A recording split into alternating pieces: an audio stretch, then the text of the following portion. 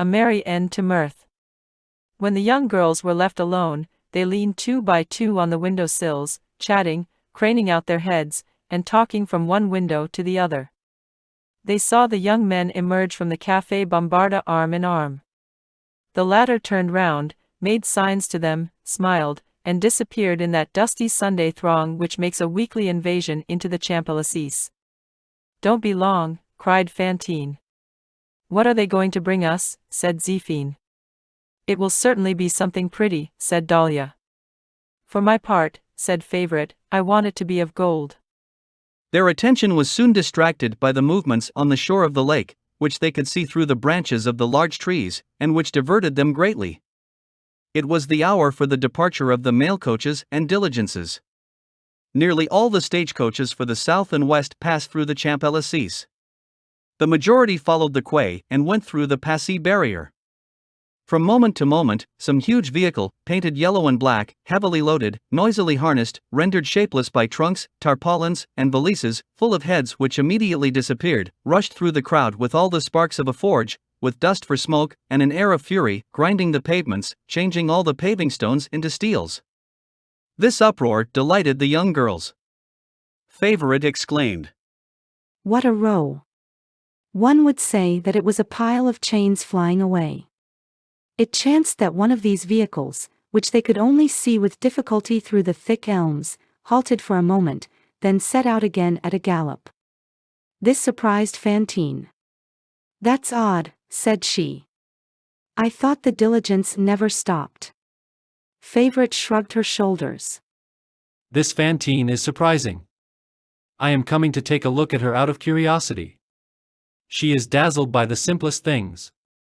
Suppose a case, I am a traveler, I say to the diligence, I will go on in advance, you shall pick me up on the quay as you pass, the diligence passes, sees me, halts, and takes me. That is done every day. You do not know life, my dear." In this manner a certain time elapsed.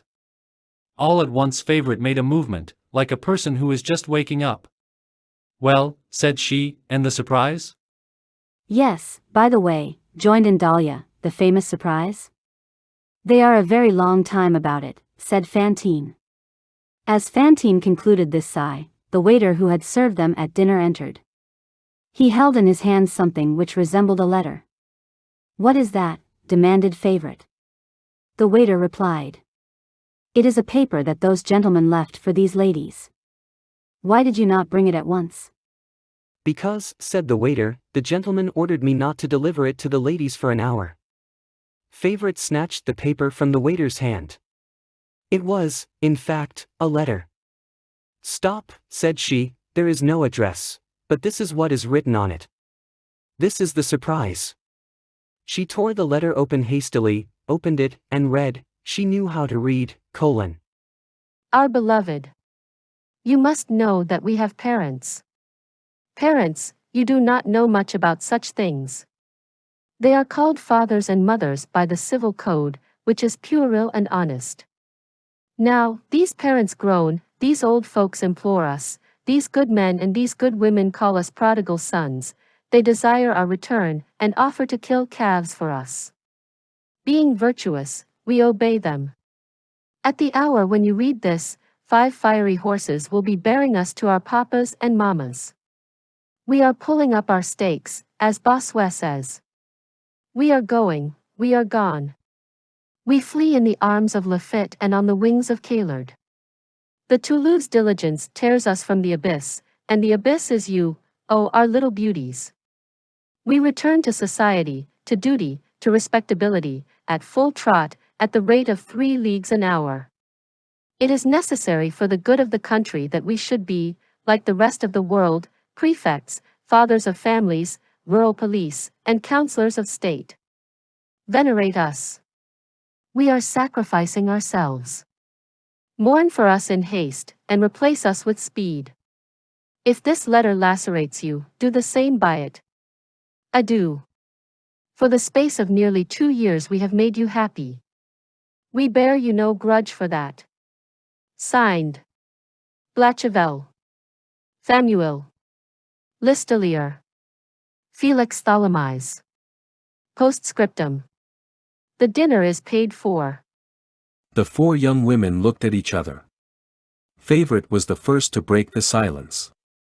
Well, she exclaimed, it's a very pretty farce, all the same.